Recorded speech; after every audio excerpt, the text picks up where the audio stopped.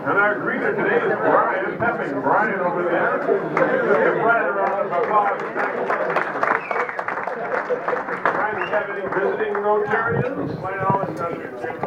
No visiting Rotarians. Well, I know we have some guests here. So, let's see at the tables. Who's got a guest? Not one table. Any guests at that table? I don't see any. Oh, Wayne Buckner has guests. President Jim, it is my pleasure to stand up. Swanville native, North Dakota State University alumnus, volleyball player. Yes, you may have seen her on the sidelines at volleyball games at St. Cloud State. She's assistant coach there for 13 years. She was married to a teammate of mine. He deceased many years ago. She's remarried to Tom Odette in town. They have two lovely children who are now under the tutelage of Mr. Mullen at Cathedral High School, junior high. And she is not the general manager of the Fargo Dome. That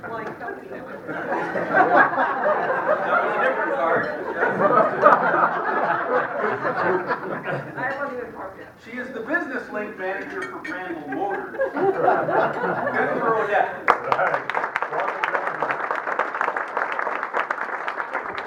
I don't know. That was quite an introduction. That may cost down the line. Anybody at that table over here? All right. Raleigh as a guest. President Jim, my introduction isn't nearly as eloquent as that, but I want to introduce a prospective member of the Rotary Club, Tom Olson, Food and Beverage Manager at St. Cloud Country Club. All right. Okay. Go ahead, Raleigh. Marty. Raleigh. Hi. I'd like to introduce Luke Reardon. He's the owner of Data Marketing. It's a social media marketing company here in town, and he's a graduate of St. John's University. All right. Who else we have at the other tables? Anybody else? I didn't see anyone else there. Raise your hand if you do. Okay. I don't think we have student Rotarians this month, do we? We couldn't decide the other day. But I don't see them out here, so we won't worry about that then. All right, Brian, you ready to draw a number? Everybody take a look at your little tag and see if you're going to win the loot. I can never find my little tag there. What do we got?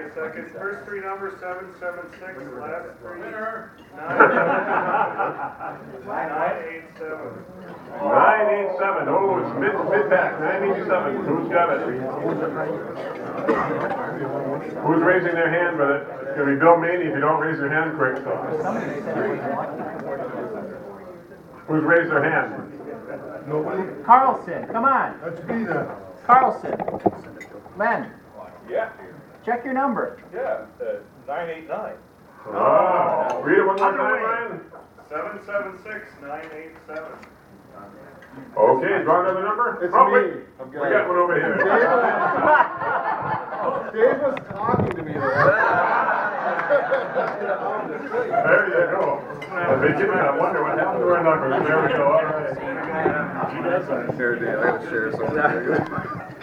good. Thank you, Brian. It's the first day of May. Always a great day, but also the first of the month is when we do the birthday of notice. I know we'll have to do the desserts another time, it looks like. But Tom Rickers, who's going to turn a year older on the 4th. Dan Stile on the 10th. Doug Adamick, Doug's here somewhere, I saw him. On the 20th, Alan Herbst on the 24th. Happy birthday coming up. John Odette. He can't be far. I see these folks, but up here you lose them. The 27th. And Glenn Methuen, you're going to be on the 31st, and this is Don Watkins. So let's get Glenn Carlson to lead us in a happy birthday to these folks. Happy birthday to you. Happy birthday to you. Happy birthday, dear Rotarians. Happy birthday to you. Thank you. And we have 5 who, this month is their anniversary day. Tom Rickers has been here 5 years. Roland is 17 years. Roland Speck-Jarvis. George Torrey's been here 18 years. Steve Bresnahan back there has been 10 years. And Doug Holzkamp. You're not even this old. 38 years for Doug Holzkamp. All right, so let's say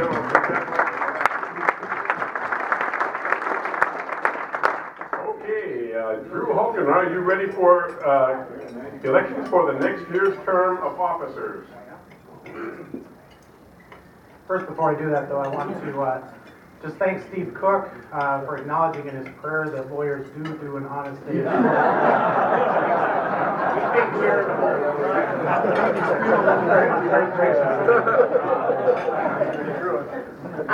So, yeah, I want to make sure we still have time for opportunities, so I'm going to go through this quickly. I'll be asking for your blessing or your vote. I'm really excited about this prospective board that we've put together. This is who I'm proposing. The Vice President, of course, would be Diane Kroska, who is like President-elect. The President-elect would be Steve Jewell. Secretary, Andrew Stile. Treasurer, Chris Davis. The immediate past President, of course, is Jim. Public Service Director, Mark Seahusen. Vocational Service Director, Jill Mogelson. Community Service Director, Chris Wolleber. And International Service Director, Pat Edburn. I think that covers everybody, unless there's any other nominations. Mr. President. Incoming, yes. Yes, sir. Yes. I move the ballot be complete and approved as read. Second, there's a second from Renee. All those in favor of the motion to approve the ballot as read, please say aye. Aye. Anyone who disagrees, please. Okay, go ahead and say aye. Okay, thank you very much. Thank you, Drew, and thank you for those who have offered to step up and serve next year. A quick recognition to Pat Edburn over there and Aaron Crandall, who weren't able to be here last week for when we had the other 5 Rotarians from Wood Dominican Republic stand up. So why don't you two just stand up and let's just recognize them for their work and help. Pat says he's what? You've pretty well stopped dreaming in Spanish now?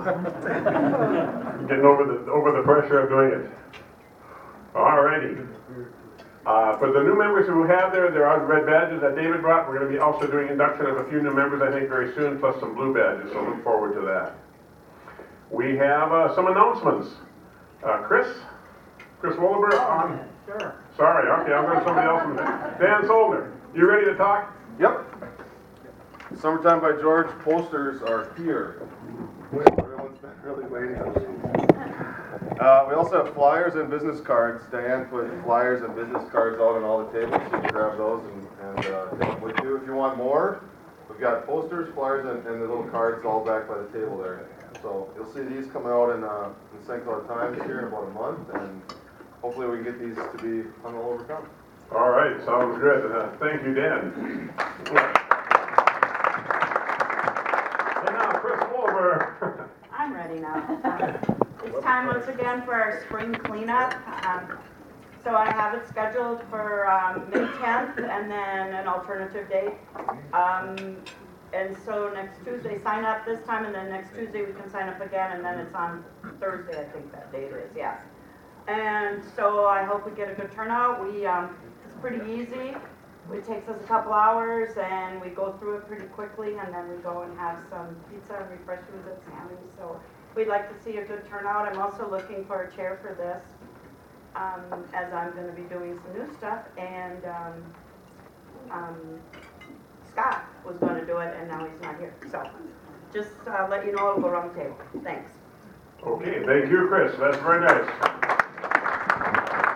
Yeah, go ahead and sign it up, folks. It's fun to do, and the pizza's on the club for those who show up to work. Those who don't show up to work can sneak in if they want, but when you're done, they don't give you trouble. Who else do we have? We have Diane Kroska. Can you believe she wants to talk about something?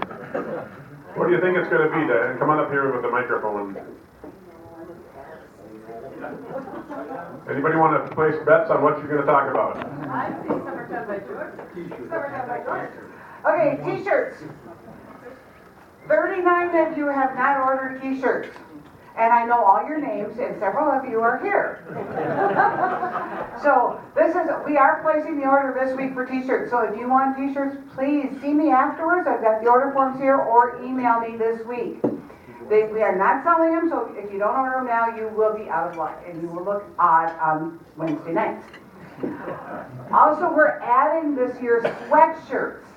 We're adding the sweatshirts, are just gray sweatshirts with the logo on front. The back will be blank. It won't have the schedule on it, so it can be used year after year. We're selling them again at cost, $22.50. There's an order form on each table, except for the head table, I didn't have enough, but you can see me. But there is an order form if you want a sweatshirt. One sweatshirt, one t-shirt, nice, even $30, $22.50, $7.50, I did that just right. But anyway, there are some nights that are chillier out there, and so we thought it'd be nice to have t-shirts available if you want them. Thank you. Yeah, I remember some of those chilly nights, oh my gosh. I don't know about that. Alrighty, so I think that's what we have for announcements, unless somebody else has something they didn't get by, and they get to it. Bill Maney. We should do the Rotary after hours Thursday evening at the Holiday. Everybody be there, good chance for makeup, meet some new people. Rotary after hours, Holiday Inn, 5 o'clock? Yes, sir. 5 o'clock, Holiday Inn, this week. It's already May, can you believe that? Any other announcements that slipped by? Is Tony Goddard here? I didn't see him come in. Tony is there. Okay, let's do Happy Bucks then. Who's happy today? Come on up, John Frobenius. Whoa, we dropped the money clip. I'm happy. Anybody else? Come on up. You're watching Well, I got a couple of happy bucks. Last week you heard Teresa Bonin come up and talk about her daughter in the speech contest. And I have to tell you a couple of things she may not have mentioned about her daughter. She's got a kid that's just the brightest kid in the world. This young woman is one of the top students at Tech this year. She's going away to college to major in physics and other science-related activities. She's got an ACT or SAT score, whichever it is, that's off the charts. She will enroll as a sophomore next year at the College of Science and Engineering at the University of Minnesota. And another interesting twist connected to this Rotary Club is that one of the scholarships that she has received is a so-called Roger Haxby Scholarship. Some of you know Don Watkins' classmate, Roger Haxby, who regularly gives one scholarship a year to a top science and engineering student from St. Cloud, who will be attending the College of Science and Engineering at the University of Minnesota. And Teresa's daughter Zoe was fortunate enough to win that scholarship. She earned it very, very well. So congratulations. You can just bring the money clip here if you want. Leanne Davis. I have one happy buck. Those of you know I direct the McCory High School musical, and that is coming up. I'd love to have some of you come. It is May 10th, 11th, and 12th at 7 o'clock at night, and the kids are doing a fantastic job. And aside from lots of sick children and lots of those kind of things going on, it's all coming together nicely, so we'd love to have you come. What's the performance? What was that? It's Bye Bye Birdie is the show. All right, thank you, Leanne. And David Fritz. So I think it was last Wednesday, $2 by the way, sitting up in the Legends Club, watching a close game. We lost by one run again. All of a sudden, this figure walks down the aisle, and it's Lou Susky. Used to be a member of the club for 2-3 years, an INH commercial realtor. And Lou and I had a great talk. If you remember, he went to Forest Lake. Now is in downtown Minneapolis, same real estate company. And the second dollar was because he said, you know, really, when it gets down to it, my favorite thing in St. Cloud, the short time I was there, was Rotary Club Tuesday noons. So that was just great seeing a wonderful guy. It was, sadly lost him, but he's doing well and he thinks highly of us.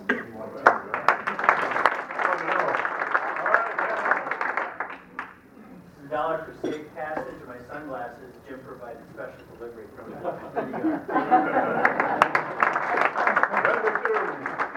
You got a check there, don't you? Oh, I like that. I have a 91 happy dog.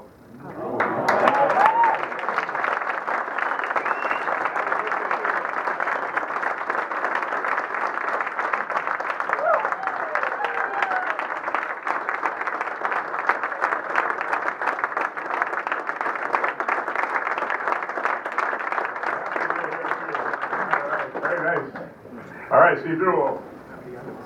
I got a happy dollar for those of you who have not heard. Kendi had the operation last Friday, and we were told. Okay, for those of you who weren't here, haven't been following, Kendi is the baby that we met when we were in the Dominican Republic.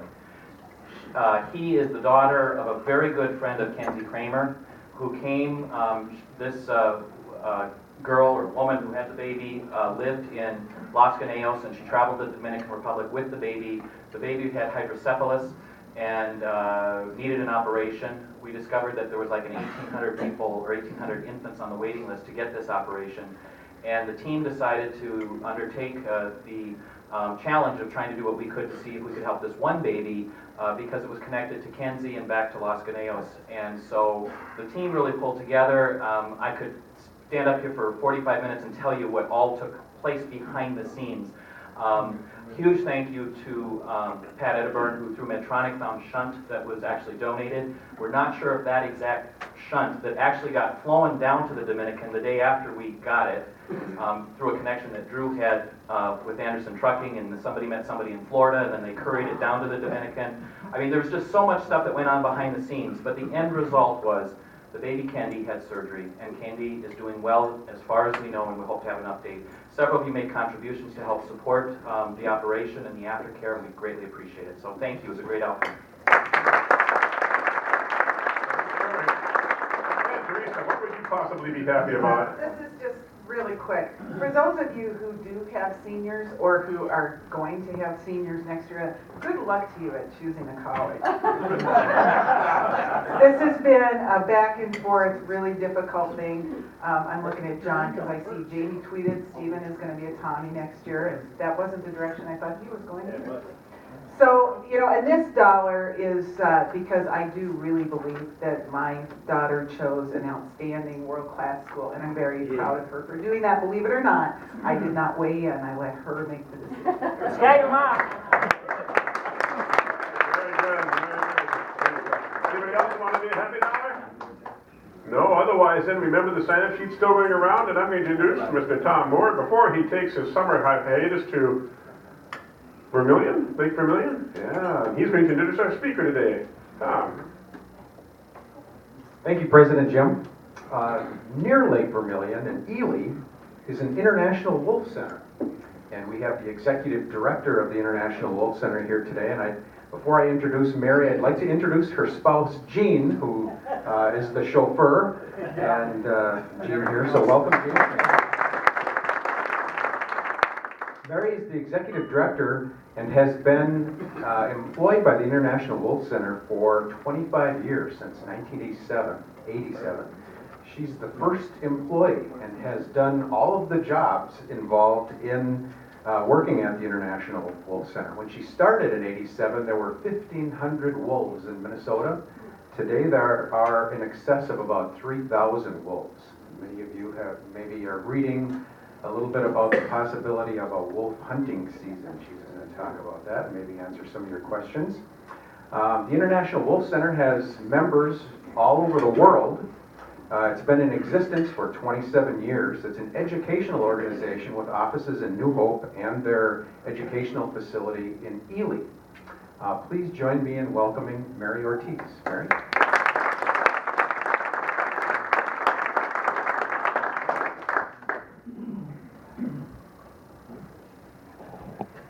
I think we're going to do some rearranging here, but what a fun group. I speak at a lot of Rotary meetings, and this one's really fun. And good food. Okay. And I'm very glad to be here. I have two children living right in St. Cloud, St. Joe area. So it's nice to be here. I live down in Plymouth, really close to our offices. And so I want to thank President Jim, and Tom has been an excellent host getting me here. And so I'm going to talk a little bit about the International Wolf Center, but I suspect there may be a good number of questions about wolves that are in the legislature right now, a wolf bill for hunting and so on.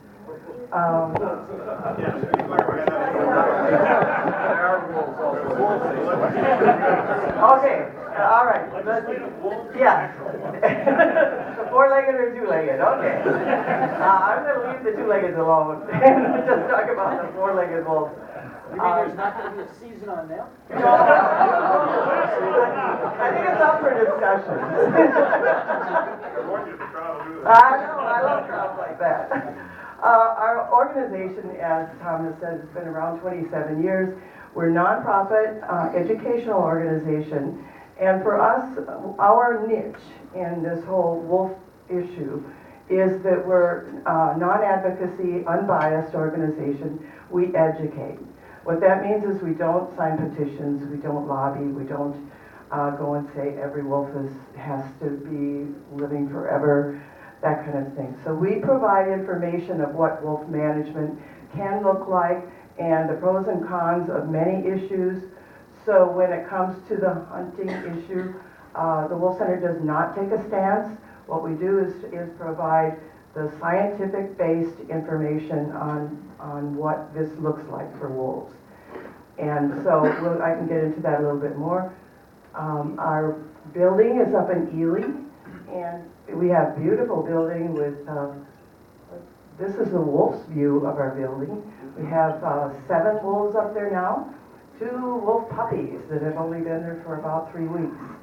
And so they'll be making their display out come after Memorial Weekend. So we have a pond and so on. These are the 5 adults that that you'll see when you're up there. 3 of them actually are retired wolves. So what that means is they get their paycheck. No. So what that means is if you know anything about wolves, wolves always try to move up in the hierarchy scale. So when we have 5 wolves in the enclosure and 2 of them start to age, the younger ones will go after the older wolves. And they will kill them eventually if we were to let them be. So when we notice that this is getting serious for the animal, we move them out and put them in their own enclosure. And boy, they get the best care you can imagine. I mean, they've been our ambassadors for lots of years, so now we take care of them with our glucosamine and all these kinds of things that we need and wolves need. And this is Grizzer. And this is one of our younger ones. We have a pond up there. One thing we do for, we call it wolf enhancement, is to put minnows in the pond. And the wolves just go crazy trying to catch those minnows. And they do catch them eventually and eat them. So that's one of the advancement things we do. We also feed our wolves deer meat. Their wolves' digestive system works much better if we give them wild game. These, as any of you live in Minnesota, a lot of deer around. And so these are car-killed deer, so they're roadkill. This is Lucas, and this is what the inside of our building looks like. We've got a 2-story windows. You can see far in there. So you can see the wolf on what we call a greeting rock, and they love that place. So you'll almost always see wolves there. Our wolves are socialized. What that means is we take care of them. People take care of them from about 10, 12 days of age, which means they're comfortable being around people. And that's an important thing when you want people an enclosure with people watching wolves. So they will come right up to you.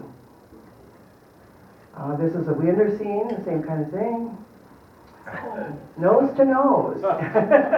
This happens. And my husband actually took this picture and he says, I don't usually get credit. Okay, he took the picture. Lots of years. That's actually the actress Amber Tamblyn. She's a wolfie, and so she was up there with our wolves. This is Grizzer. Grizzer is one of our retired males now because, again, the younger wolves were going after him. And so truly, you can have just inches away from a wolf nose if you are lucky. Here's another one. Because they're curious. They want to hear, they want to see us. Our exhibit also has what we call Little Wolf exhibit, which is for children. They climb in and out of wolf dens, and they hear the puppy howls and that kind of thing. I'm going through pretty fast because I want to be able to answer a lot of questions. We also have snowshoeing programs. All right. Which one do the wolves look for among the snowshoes? The slow one. Pretty quick, that's what I'm saying. This is radio telemetry. That's how the researchers track wolves when they're in the wild. They have a collar on, and then they've got this receiver unit and literally go around listening for the beep, beep, beeps. And so we do that as a program so people can know what that's like. Or howling. Howling obviously is a communication for wolves. And to find wolves in the wild is not uncommon at all to just get out of your car and howl. And if you live in Lake Vermilion area, which I hear many of you do, just get out your back door and howl. You might get some answers. You don't have to be a very sophisticated wolf-like person. You just need to howl and make some noise. So our wolves will respond to fire sirens and anything else that's loud. So just be loud. One thing we offer is a Wolf Link video conferencing program, which I really encourage you. We went to the Minnesota State Legislature wanting to teach children in Minnesota about wolves, and so the LCCMR Commission worked with us, or we received a grant to offer free video link programs, wolves, throughout the state of Minnesota. 100 programs, we've given about 60 of those. You have a child or a grandchild or something, have them check wolf.org, and you can sign up for a free program. The only stipulant is that you have to have the equipment that's needed, but most schools do nowadays. So, and what that means is we've got an educator that's in front of a screen that the kids can see, the educator, but we also have the live wolf stream video. So the educator is discussing the behavior of that wolf as it is happening. And of course, if they start howling or something like that, they really enjoy, the kids enjoy that, as we adults do. But, so it's really as live as you can get without being in Ely. And they also get a wolf loan box, which includes the skins and skulls, the educational materials. We offer programs across the nation, and this one is in Yellowstone Park. This is Watching the Wolves out on the Lamar Valley. Those of you that have been to Yellowstone know that one really well, probably. They have lots of easy watching for wolves. We do have a display. We bring this display to various places for any kind of program that you would like, so keep that in mind. Again, all this is on our website, wolf.org. Before I forget, because I'm afraid I will, I do have some materials up here. Some bookmarks that have the wolf.org on it. Take as many as you like for your kids, grandkids, whatever. If you think you're going to forget wolf.org, pick that up. That's where the address is. And we also have information on our programs, too. Okay, now I'm getting into the nitty-gritty wolf stuff. So this is the natural historical wolf, gray wolf range from the very beginning. And then this is the wolf range as of 1974. Huge, huge difference. And this is the current wolf recovery range. The map is not quite up to date, but as you can see, the Great Lakes area has the most wolves. We actually, Minnesota is the only state that has had wolves throughout this time period of the contiguous states. Alaska has many, many wolves, but we, even at 1500, had no other state had them on the mainland. So we're pretty lucky that way, and most of it is because of the boundary waters, new area, and the filtration down from Canada. Okay. There we are. Okay, now we're getting to Minnesota, and this is the expansion of wolf range, starting from 1978, as you can see, to 1998, gradually, obviously, moving down. Because the wolf has been protected under the Endangered Species Act of 1975. In 1976, the wolf in Minnesota was changed to a threatened species because we had many more wolves than anyone else. So it was just a lower designation on the endangered species list. Sure. This goes to 97, 98, so every 10 years, so any current thing for 2008, 2009? The Minnesota chooses to do a wolf survey every 10 years, so it's not very often. They're scheduled to do one this year, I believe, And what you see there in the blue range, and you'll see another slide that I have, does say what the range is today. But it's very much the same. The last 3 years have really been pretty stable for Minnesota wolves. So we are maintaining ourselves. This is, I'm sorry that you can't read the cities, but I wanted you to see how this map goes down, and just a little bit above the Hinckley on the far left. Excuse me, far right. And then it moves up. There are approximately 3,000 wolves. We always, and the Minnesota State DNR is the one that does the wolf surveys. And as you can imagine, with any wild animal, you can't get out there and count animals because they're moving all over the place. But they have very specific ways of determining the numbers. And so it's really anywhere between 3,000, 3,200, maybe even down to 28,000. So this is Minnesota distribution and management zones. If you can see, and I'm sorry, you probably can't in the back, but there's the bright yellow, which is the current range of wolves in Minnesota. And then there's a red line, squiggly line that kind of goes down around from the northwest. And that is the proposed management zone A. And I'll show you what that is. What this is important is to see there's a little bit of buffer where wolves can move into and still be in zone A. I'll explain that. Not quite yet, okay. This is our little puppies. I wanted to show you those. Jean and I were up in Ely just last week, bottle feeding these little guys, and is that fun. But so these are our newest animals, and that's Peanut is the black one, female, and Bolts is the gray male. The male's a little bit older, so we call them Nuts and Bolts. This is just to let you know what's happening down in the cities if you want to take that long trip down there. We have a fundraising dinner on May 19th, and we have a family day on May 20th where folks will be able to see the puppies. Okay, let's see. Looks like, I'm going to back up a little bit. I think there's a map that I might have missed. Yeah, here, this is the one that can explain it better, I guess. This is Wolf Management Zone A and B. And if you kind of think about it in a way that this is the area where wolves have wolf habitat. Wolves can live in almost any habitat. And in fact, in Europe, there's wolves that live out of garbage dumps, and that's all they eat. Wolves are very flexible. They can eat anything. They're very prolific. They have 4 to 6 pups a year. Even though usually there's about a 50% rate of pups that will die during the year too. Usually it's starvation and sometimes disease, but mostly starvation or other wolves killing other wolves. So if you think of A as this is the wolf zone, this is where wolves can be, should be, this is the wilderness, the wilder areas of our state. Then if you look at zone B, this is more the agricultural areas, and again, not totally, but this is generally more agricultural and farming areas.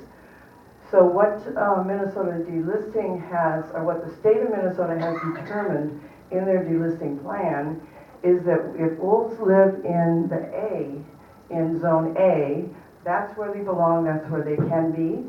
So there's less intent to kill the wolves in that area. In other words, you have to have an immediate threat before you can kill those animals, because this is their territory, if you want to think about it that way. Whereas down in zone B, where it is more agricultural, they will not be killed as easily. A farmer that feels that his livestock is in jeopardy, in either case, can shoot the animal. In zone B, a farmer or a resident, if they even see a wolf, can shoot them, as opposed to being in an immediate threat. So that's one of the differences. How am I doing on time, Jim? Okay. All right. What has just came up in the last few months, actually as of January 27, the wolf has been delisted in Minnesota. This has been going on and off for actually 5-6 years, where the wolf is delisted, and then there's lawsuits that come in from Humane Society, Sierra Club, and some other very active organizations. And then it goes back to being listed because they lost the lawsuit. So it's been going back and forth. This is the third time, I believe, that wolves have been delisted. And what that means is that the Zone A and Zone B are into effect now. The federal government had to agree to the Minnesota's wolf plan in order for it to turn the management over to the state. If you can think of the ESA, the management was by the federal government, and now because of our numbers, because of the sustainable population, it has moved down to management by the states. And while I'm on that topic, the Great Lakes states are the ones that are really considered pretty much on the same delisting path, and that's Wisconsin and Michigan as well. And if you include Wisconsin and Michigan, we have over 4,200 wolves, something like that. It's well over 4,000 wolves. We never thought Wisconsin and Michigan would populate that fast, but they did. And obviously what they're doing is coming around the corner of Duluth and Superior and moving into Wisconsin and then into Michigan from there. Wolves can disperse a really long ways. One wolf in Minnesota that was collared in Minnesota was found in 550 miles away in Canada. One was from this study area, which is right in around the Ely area, dispersed down to Missouri, 600 miles. And these are dispersers.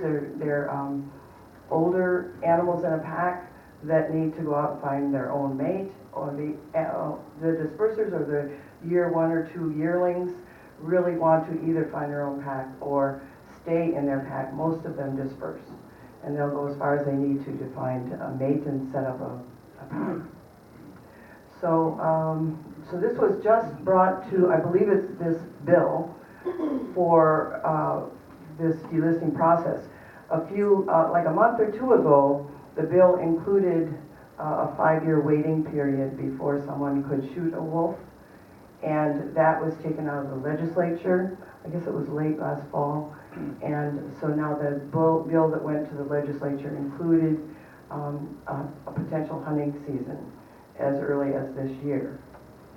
So this management plan and the 5-year wait was in place to begin in January, but then legislators determined that it was important to begin the wolf season at the same time the deer season started. Minnesota DNR determined that it would be better to start the season in late November into January, early January, which was out of the deer hunting season, because that's a time when the wolves are very active, they're moving around, and frankly, they're a little harder to catch. Wolves are not easy. Even our professional trappers have trouble finding them to put on radio collars and that kind of thing. So in this case, if the hunting season goes into the deer season, the fear is that wolves will be taken just because they see them in the area that they're hunting deer. You do have to have a license. The license is $26 to $30 for Minnesota residents. And the bill to have a hunting season is right now, as I understand it, on Governor Dayton's desk to be filed. So it has gone through the Senate and legislature, and the House, Senate and the House, and it's projected that he will sign that bill. So what that means is the hunting season will start now during the deer season. And I suspect this is, people out here know more about the deer season than I do. It's maybe in September, is that when the deer season is? November, okay, so it's earlier in November, and then we'll run, I think, a little longer. The wolf season will run longer into January, February. So there's a lot of controversy about that on both sides. Number one, why aren't we doing a waiting period of 5 years? The wolf has been endangered. It's just coming off the threatened and endangered list. Why do we want to start shooting them right away? I mean, does that make sense? And certainly a lot of people can feel that way and understand it. Because of Minnesota's population of 3,000 or a little more, the scientific information says that the state of Minnesota has plenty of room for these wolves, and even with a few wolves taken, because the population generates really quickly, and because Minnesota has a very stable population. So the governor, or I should say the legislature, has determined that 400 wolves can be taken during the season. It's very likely not all of those will be taken because they're just so hard to catch. But we don't know. This is the first time this has ever happened. So the DNR is running the season, and one of the things that I think is different, there's a few things different between Minnesota and Wisconsin's legislated bill. And one of them is, in Minnesota, the wolf is really not treated as much as it's treated more as a game animal as opposed to a varmint, which means you can shoot them a lot more often. And Minnesota has Minnesota has a much more conservative plan than Wisconsin does. So that makes a difference. Let's see, let's open it up for questions. Yes, right there. Could you talk a little bit about the social structure of the pack? Sure. Social structure of the pack. A pack is considered two, male and female, and that's important to know because if you have dispersing wolves, for example, we're starting to get dispersing wolves from Oregon, Washington area.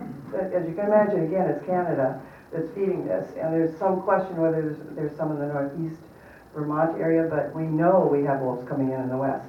And so we cannot consider that wolf any part of a population unless there's two of them, because that's a breeding population. One wolf which is just dispersing is really not considered a pack. So a pack, obviously, is the male and the female. There's usually one or two yearlings. Those are exactly that. They were born the year before. They'll hang around maybe a year or two, and then they'll disperse most often. Some will stay, but most of them will disperse looking for their own pack. And then there's the pups from that specific year. And the yearlings will help take care of the pups in the way of doing some hunting and bringing food back to the pups. Obviously, that's a regurgitated food. And so they're a really big help with that. And the male and female will almost always mate for life. If one does die, then another male will either come up in the ranks or one will come in from another pack, just a dispersing wolf that is accepted and not killed. Oftentimes you've got a wolf out there, a loner, and if they're not accepted, they're killed immediately. Wolves are very territorial. Did that answer your question? Okay. Yes, sir. The current Minnesota Volunteers team just yesterday or today has a nice article about the steps for St. Anna. The question, did you guys work with them on this article? Actually, well, and I haven't seen the article, so I can't say, but we have a very close relationship with the Minnesota DNR. In other words, if you go to their site, you will see a link for the International Wolf Center. And I made a presentation at a DNR press conference not too long ago. And what that means is that we have the reputation and the experience and the acceptance of providing clear, clean data, whether you like it or not. Wolves do kill cattle, and if I'm a rancher and my family is fed from these cattle that I sell, that's pretty important to me. We have to pay attention to that and see how we can moderate wolves and humans coexisting together. Did you receive any state funding? No, and we don't receive federal funding either. The only money that we have in the past received, well, I guess in two ways. One was in building the building itself. In other words, way back in late 1980s, when we did go to the legislature asking for funding to build the center. And actually, it does not come directly through us, it comes through the DNR. So that even the building up in Ely where we have this beautiful display in our wolves is owned by the DNR, the building is. So, and then we had some money to start our website. So it's a few educational things, but no regular funding at all. We survive really on our own, which is through memberships and donations, and we have some retail sales. Our budget does not include very many donations except from those sales sources and none that are state. Yes, sir. Based on your experience, what would you say for this area is the right number? Because apparently from what you're saying, wolves manage themselves. They can, if people interfere, that's another story. The wolf's highest danger or enemy are people, whether it's killed by cars or illegal hunting or whatever. I cannot tell you exactly what that is, but the state of Minnesota, if you figure we have 3,000 now, and 400 is an acceptable number to be taken, that brings us down to what, 2,600, which is still more than the very first wolf recovery plan, which goes back 20 years. Things change, so I don't often go back to that statistic, but all the science information we have is to say that this is plenty of land and for wolves to repopulate. There's a gentleman in the way back. Do you ever think of yourself as a northern Minnesota Jane Goodall? You mean me personally? Oh, wow. Thank you for that compliment. I mean it as a serious question. Oh, okay. It's all right. This gentleman said, do I ever consider myself Minnesota's Jane Goodall? And I think that's a very big compliment. Thank you very much. I wish I were. I have a lot of experience working with wolves, obviously, over the years, all the way from the Mexican wolf in the south to the Italian wolf and all the way up to the North Pole. So as much as I'd love to say that was the case, but I have a lot of varied experience over these wonderful years. There are a few other wolf organizations across the nation, but not many, and certainly not many with the large facility that we have and educational ability with video conferencing, etc. Yes, sir? How many different wolf species do we have in this state, and do they get along? We have one wolf species in the state, although that's up for discussion also. There's a Great Plains wolf, and there's, let's just call it a western wolf and an eastern wolf. The eastern wolf is coming from the Adirondack area in Canada and is moving, has moved historically into the Minnesota area. So we will see some genetics with this eastern wolf. However, the eastern wolf also went down and maybe had some relations with the red wolves. So we have some of this eastern wolf, which is just up for discussion whether that's a different species or not. So it hasn't been determined yet. The gray wolf is the wolf that is all over the United States, and there are subspecies under that, such as the Arctic wolf far up north and the Mexican wolf that's far south. The Mexican wolf is actually the most endangered wolf there is. Yes, sir? How are wolves as swimmers? And then would you be so kind to give us a wolf howl?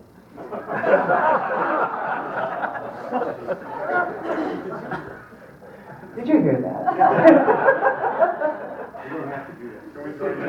Actually, that is the conclusion of my program, but it's not just me. It's all of us. We'll do a haul together, but thank you. And your first question was now? Swimmers. Swimmers. Yes, they're very good swimmers. They will even go after a deer in the water. Isle Royal, if you're familiar with that, right, has wolves there and moose. And a wolf actually came over, probably not swimming, but came over on the ice bridge in the 1950s and started that population there. So it's kind of a live laboratory. Isle Royal has always been pictured that way because you've got the wolves and the moose and they fluctuate up and down.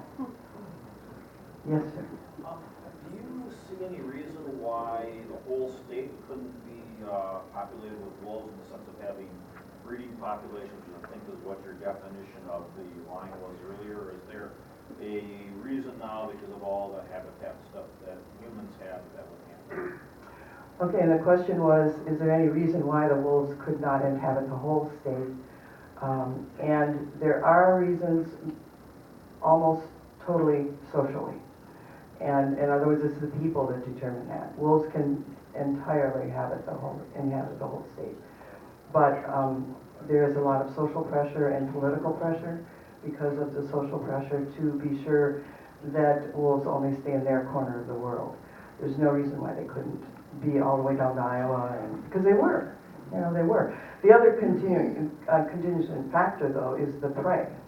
Well, anywhere there's deer, there's going to be wolves because that's what they'll eat. So as long as the prey continues on down farther south, which I believe there is in the southern Minnesota, a wolf can live just fine. The biggest enemy, as I said, are people. And if they can have their food, their habitat, and stay away from people with guns and cars, then they can survive really well. So they could, but not likely. Yes, ma'am? I'm curious if you talked about the wolves dispersing. Do the males and the females behave differently in that? Do they both disperse? They both And are disperse. they Males both- and females, do they disperse differently? No, they both disperse at that same age, 1 to 2 years. And are they both moving up in the pack like you talked about? That's a very unusual situation. In the very easy way to look at it is yes, you move up, and then you get to be alpha. But it's not that simple. Some wolves will not move up in the pack, they'll just stay at the same level. Others will try to move up, and if the alpha is too strong, then they will disperse because they have that driven need to form a pack. So they will do all things. Generally speaking, though, a pack is not very tolerant of old animals. And again, that's not always the case, but in most cases, they're seen as not a very useful member to bring in food and that kind of thing. Okay.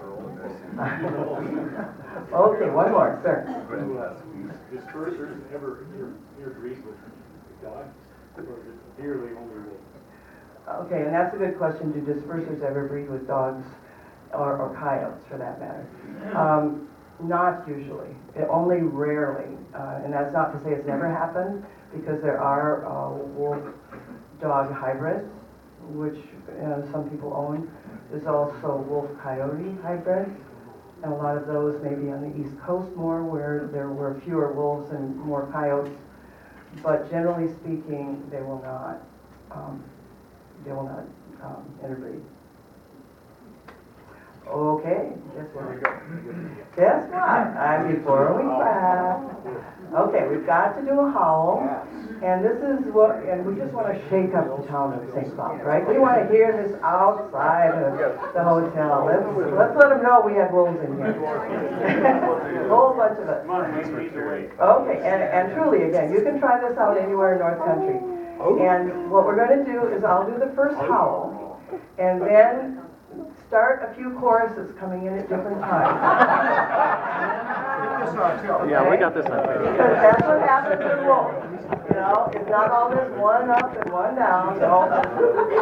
We can even have some puppies, more like a up. So let's give it a try. I will start, and then you come on in when you can, and I'm watching you to see that you do. Okay. There will be a quiz. Okay. Ready?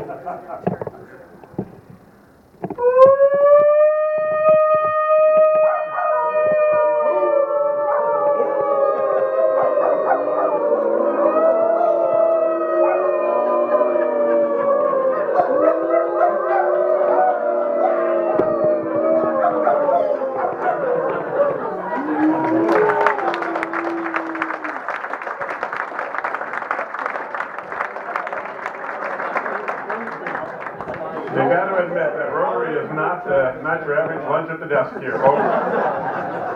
You know, I was thinking about this thing we talked about how the wolves came down around Duluth and Superior and went by, and I thought, why would they do that? Then, of course, it occurred to me, grandmas. They're going to grandma's house. Yes, they're going down to grandma's. John Bodette, what do we have on next? Thank you, Tom, for a wonderful program. George Wilkes, the plant director of Quad Graphics, is going to talk about the local printing industry. And then on the 15th, we'll have the tech speech team that you've heard so much about. One of the presenters will be the young man who took second in the national competition.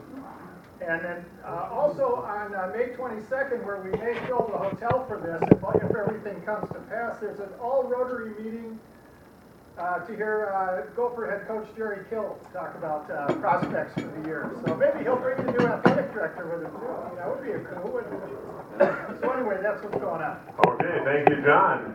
And let's see, what do I have for notes here? First off, welcome to the guests, Luke and oh, I've got, that's it, okay. And back over here, there's your long introduction, but welcome to you all. And next year's board members, thank you for stepping up and being of service. And once again, Glenn, we're happy birthday to you, and thank goodness this pack doesn't throw out the old guys, right? Thank you, and that's the end of this meeting.